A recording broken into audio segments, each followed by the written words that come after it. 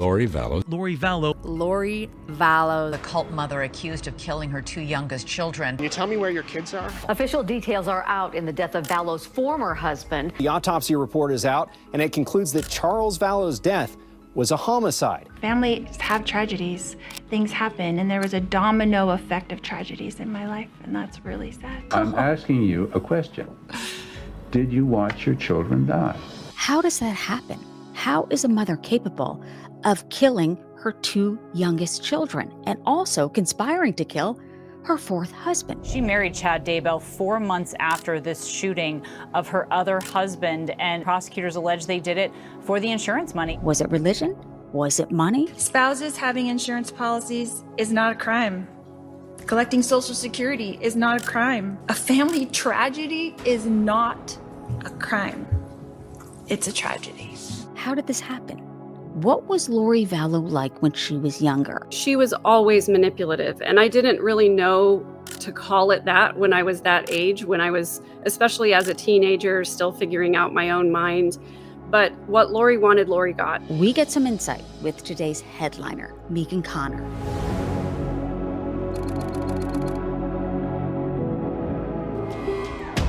something happened in that last week, the week before the shooting. And then he calls my family pawns in his game. Well, he taught me how to play chess. Guilty, guilty.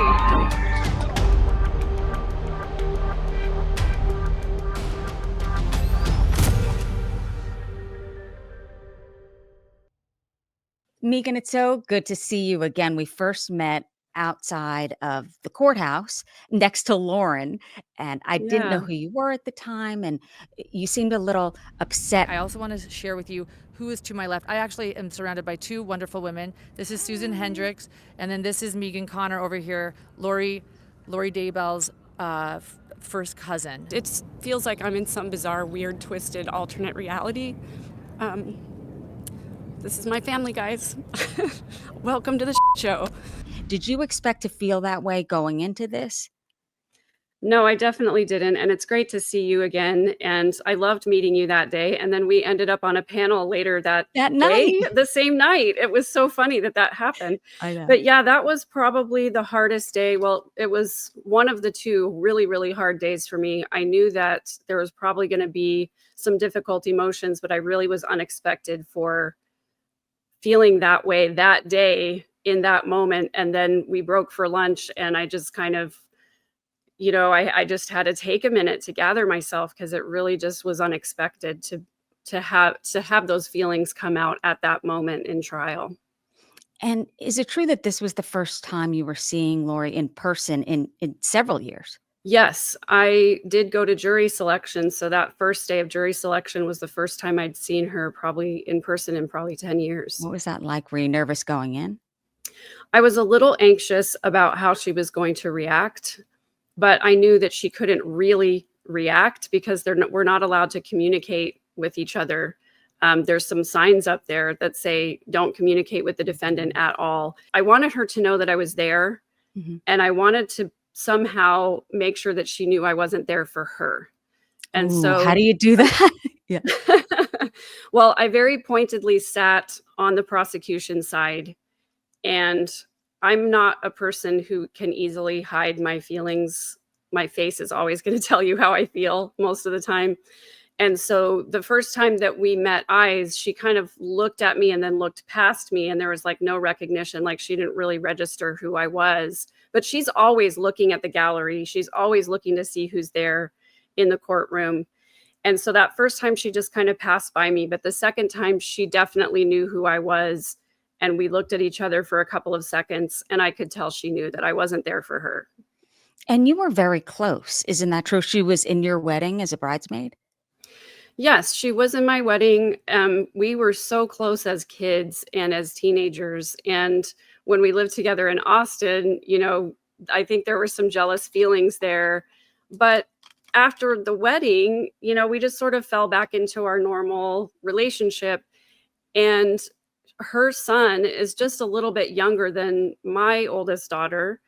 And so while they were children for probably the first 4 or 5 years, they were close, and we would take them to get pictures together as if they were siblings and things like that. So, we had sort of that cousins and moms at the same time relationship for a few years. And then once she was starting to divorce Joe Ryan, that's when we started to grow apart.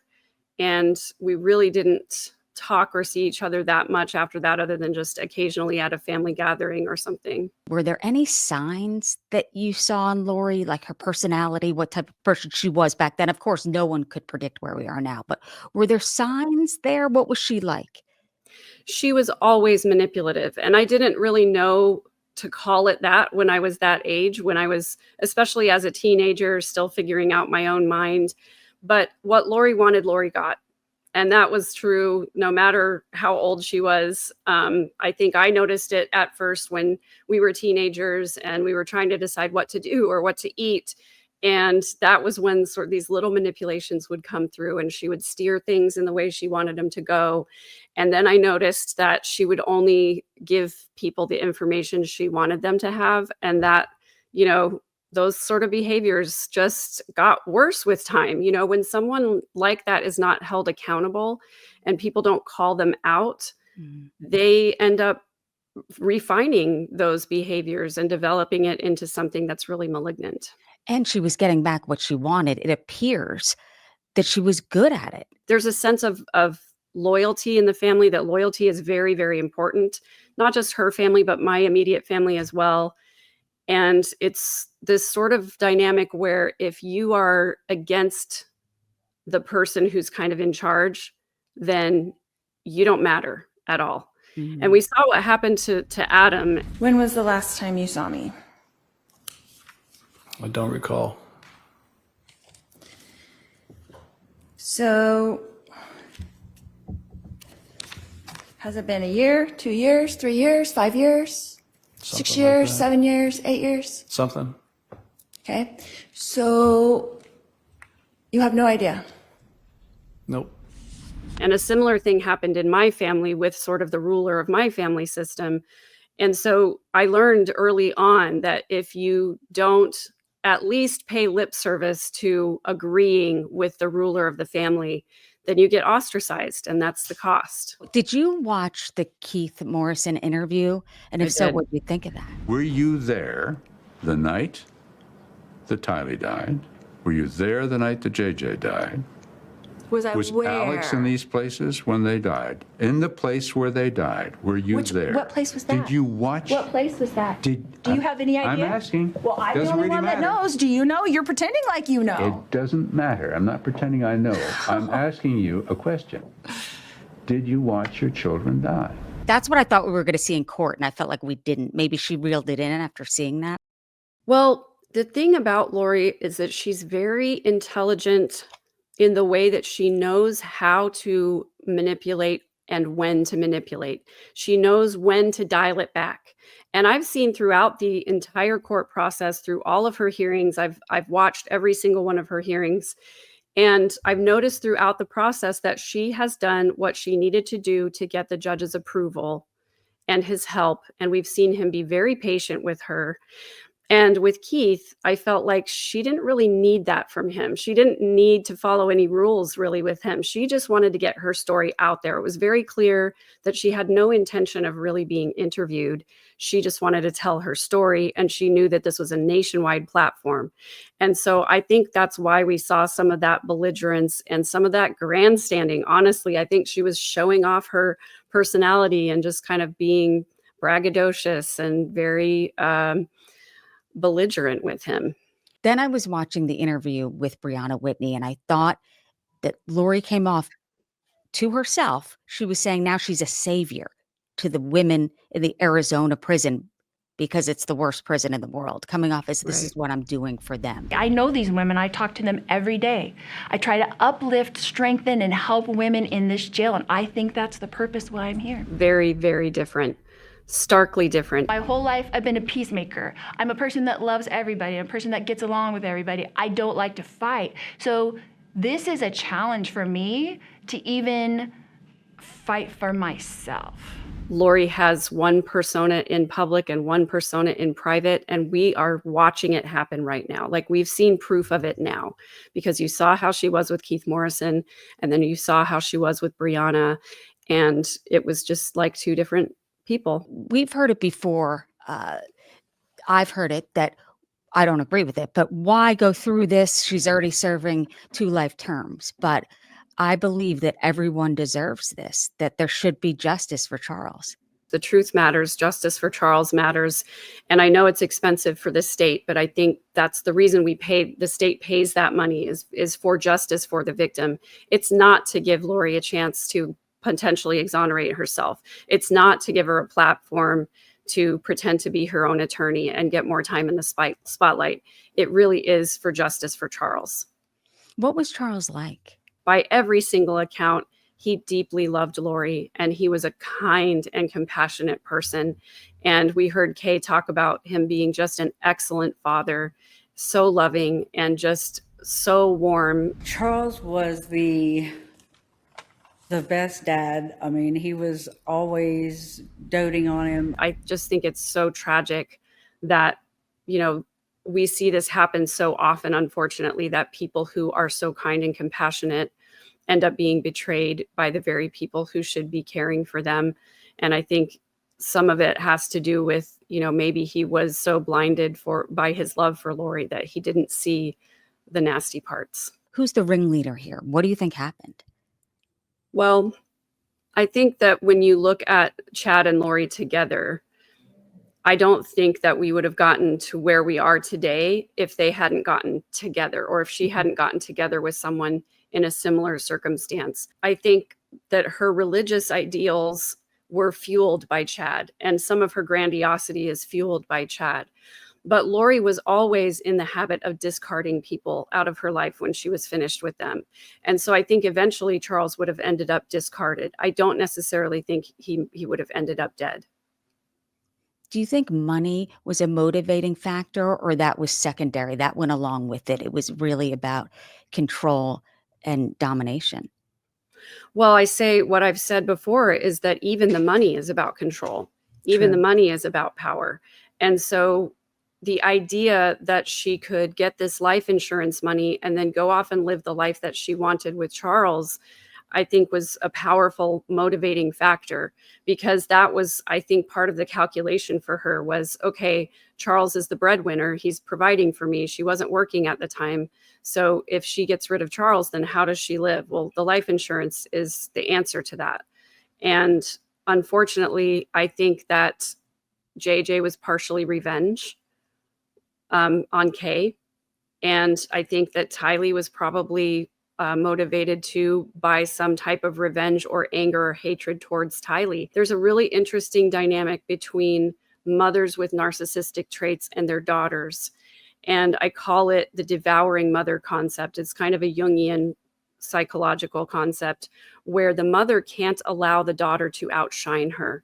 And so she keeps the daughter small. In Tylee's case, keeps her sick.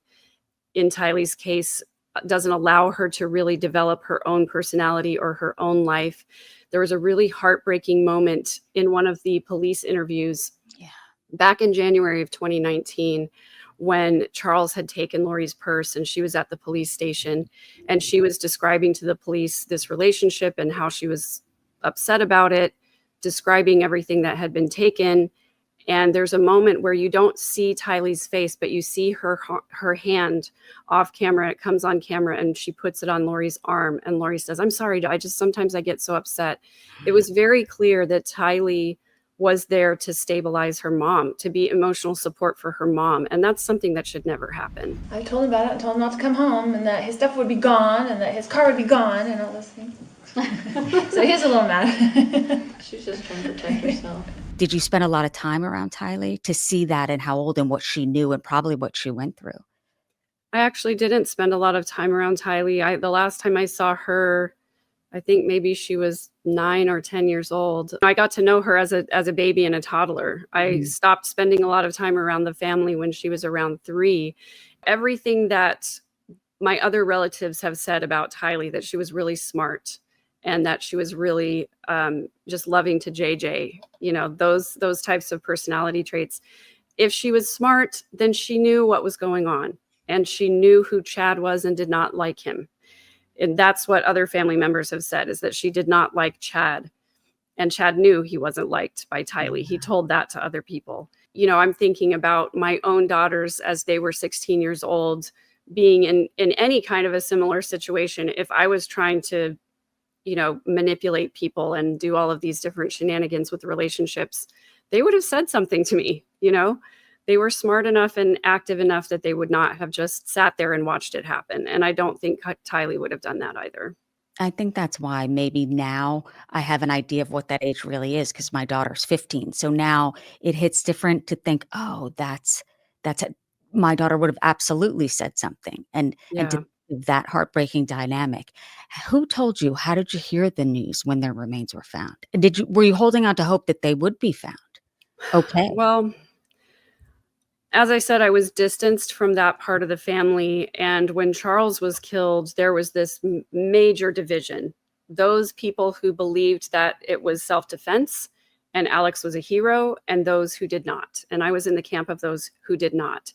And I actually found out about Charles's death through a Facebook post of a family member. And right away I texted her and said, expressed my condolences, said, what can I do for the family? And she started texting me and telling me everything that had happened leading up to Charles's death. And I was horrified.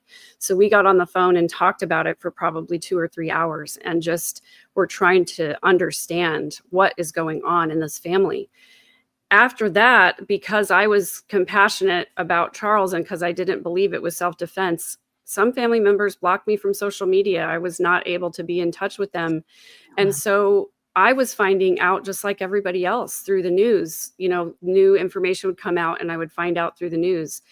And when I found out that Lori had given back JJ's service dog, that was when I stopped being optimistic that the kids were alive. I just didn't think that it was possible. And so I really had to grieve the children and process that grief long before their remains were found. And I think I woke up almost every single morning during that time period and checked the news to see what was new and what was happening.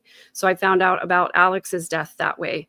I found out about Lori marrying Chad that way. And I found out her arrest that way. And unfortunately, I also found out about the children being found that way. I remember waking up that morning and the news was on and seeing the helicopter in the sky. And when I saw that, I thought, that's where they are. They're in his backyard. And sure enough, that was true. What camp is her mother in, Lori's mother? I think early on, Janice was really supportive of Lori. And we saw her go on the news with Summer and do an interview and say, we don't think she'd ever hurt the kids. I'm positive beyond any doubt that she hasn't harmed those kids. And then even after she was arrested, I know Janice was talking with her regularly and that they didn't really talk about the case. But I recently have heard that I think that Janice now knows everything that happened and is no longer sort of in this delusion that maybe Lori's innocent. I think now her mom has come around and understands that she really did all these things. There's a lot of strength I get from you when I hear you talk and think, oh my gosh, she can get through this. She can get through this. How did you get to this point where you are now? Well, unfortunately, it's hard won. I was sexually abused as a child between the ages of 7 and 11, and it had nothing to do with Lori or the family at all. And, growing up in a controlling, high demand religion, my parents were very controlling. I think there was a lot of emotional neglect there as well. And I sort of went through life dissociating from all of those things for a very long time and sort of just pretending like everything was fine. When I was 30 years old, if you had asked me about my childhood, I would have said, I had a pretty good childhood. I didn't really get along with my parents very well, but, we're friends now. And then my dad and I had a conversation that really just snapped me out of my dissociation. He wanted to talk about what kind of dad he was and wanted to talk about my childhood and his parenting. And that conversation, he was very frank with me, and it forced me to get out of my dissociation. And I really melted down. I had to go and get help. When you're raised in the Mormon church, they want you to go to Mormon therapists because they want it reinforced that the best thing you can do for your mental health is pray harder and trust Jesus more, read your scriptures more, get more involved in the church. And while that is decent advice, it's no substitute for true mental health work. And Yeah. so going to therapy with someone who could look at my family without that Mormon lens on it and say, hey, there's some really unhealthy relational dynamics here that we need to unpack. So I did a lot of therapy. I did a lot of EMDR therapy. And that, I think, really saved my life. I don't think I would have gotten through it without that. And now when something horrible happens, I have the skills and the tools that I need to get through it. Not to say that I do it without help, but I have those support systems in place now. Because you know that saying, and you're an example of it. If you don't deal with it, if you suppress it, it deals with you. It comes out somehow, some way to think, because everyone wants to say, no matter what is going on in your life, it will be okay. I'll just pretend this and go on. And that's not how it works. Have people come up to you because you're so open and to talk about it, which not a lot of people still are open in 2025?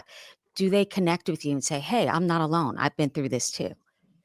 Well, that's the entire reason that I wrote my book. I wrote a book called I Walked Through Fire to Get Here. And I wrote that book because I wanted other people who had survived these types of situations to know that they weren't alone in how they felt. And also to say it is possible to heal and it's possible to be happy and have a good life. Because when I started the healing process, I thought I'm never going to feel any different than I do right now. And it was really hard for me to want to continue to be alive. And so I just wanted to connect with people like that. And that's what I've done on my YouTube channel and through my coaching. And it's the thing I absolutely love more than anything is to hear other people's stories and to be able to tell them, you can get through this. There's a way. Let's figure it out together. And I think there's nothing like someone truly knowing what you've gone through. People could say, oh, I'm so sorry, and maybe kind of think they might know. But when someone really knows, that's when you start to heal. We, the jury, duly impaneled and sworn in the above entitled action, upon our oaths, do find the defendant, Lori Daybell, as to the crime of count 1, conspiracy to commit first-degree murder occurring on or about July 11, 2019, guilty. I went to Arizona with a very specific desire to get the truth about how my family members were involved in Charles's death. And I think I've gotten that truth. And I really don't want to go back again. I don't think that it's possible for me to describe what it feels like to be in the presence of evil for so long and to listen to her in court. It was really draining for me. It was really hard. And I'm so glad to be back home. Did you learn something new about maybe a hunch that you had of someone else being involved, or just were you there to say, okay, there's a divide here? Or did you find out specifically something about someone being involved? Well, I suspected this entire time that Lori had manipulated the rest of the family into participating in this. And on Thursday, I got confirmation that that was the case. We saw texts from Summer and from Melanie, Lori's niece, and we even heard some comments from Janice through Summer's texts. And of course, Alex, they were all involved. And as far as I'm concerned, that makes them complicit. As far as I'm concerned, they're accessories. And I hope that at some point there is enough evidence to hold them accountable too. And that was the information I was wanting to get, the confirmation for me that my family members were involved and the level to which they were involved. And knowing that I can leave in peace, knowing the truth and move on after that. Who do you think pulled the trigger and killed Charles? I really think it was Alex. I really think that it was an ambush. It's so hard. You know, I've been through so many different scenarios with different people about how they got the kids out, or were the kids in the house when it happened, and what the exact timing was. And of course, we're never going to know because Lori's not going to say. And she's the only one who's still alive, who was there that morning. So we're never going to know exactly what happened. But to me, it makes the most sense that Alex shot Charles in rather quick succession. I don't think that Lori would have gotten her hands dirty. I think she likes that role of telling other people what to do and then seeing them carry the work out. I remember meeting you on the stairs. I think we were all eating Chick-fil-A, but that's before Lauren introduced us. I want to share with you who is to my left. I actually am surrounded by two wonderful women. This is Susan Hendricks, and then this is Megan Connor over here, Lori Daybell's first cousin, also the cousin to Adam Cox, who testified this morning. When I found out, when she said, this is a family member, Megan, I went, oh my gosh, because you were honest and open. It feels like I'm in some bizarre, weird, twisted, alternate reality. This is my family, guys. Welcome to the show. For the most part, I really just am an open book. I don't really have secrets. And especially when it comes to my family, I've learned that the openness and the honesty is so necessary to healing. I think it's really unfortunate when people can't confront the truth, because that's the only way that we really heal. That's the only way that we ever really move on from these types of things. And so I try to be very open because I think understanding the truth helps people. And finally, what would you tell to someone who's going through a horrific time or sitting in the pain? Once you go through the healing journey, do you have to keep that up? Is it ever like, okay, I got through that now, smooth sailing? Or is it a constant? Well, I mean, none of us are ever going to get through any period of our lives without having something difficult or traumatic come to us. Nobody gets out of this life unscathed that way. And so I think developing the skills to confront difficult emotions, to be able to sit in difficult emotions and to process through them is a skill that every single person needs. And the better you develop that skill, the faster the healing goes. So what I find now is that when traumatic things happen, instead of taking me down for days or weeks or months, it's a much shorter time span between the event and when I feel like I'm healed from it. And it doesn't mean that I'm without grief, because I will have these waves of grief over things that happened 10, 20, 30 years ago. Grief comes to visit you often. But whenever I feel grief, I'm grateful because it reminds me how much I care and how much I love. And, you know, grief goes hand in hand with love, unfortunately, because it means that there's always going to be pain. But the amount of time that I have to sit in pain is so small compared to the amount of time that I get to feel joy, because I've done the work to learn how to grieve faster. Well, Megan, thank you. It was so nice meeting you. I know you're helping so many people, myself included. So thank you. Thank And you. congratulations on your grandson.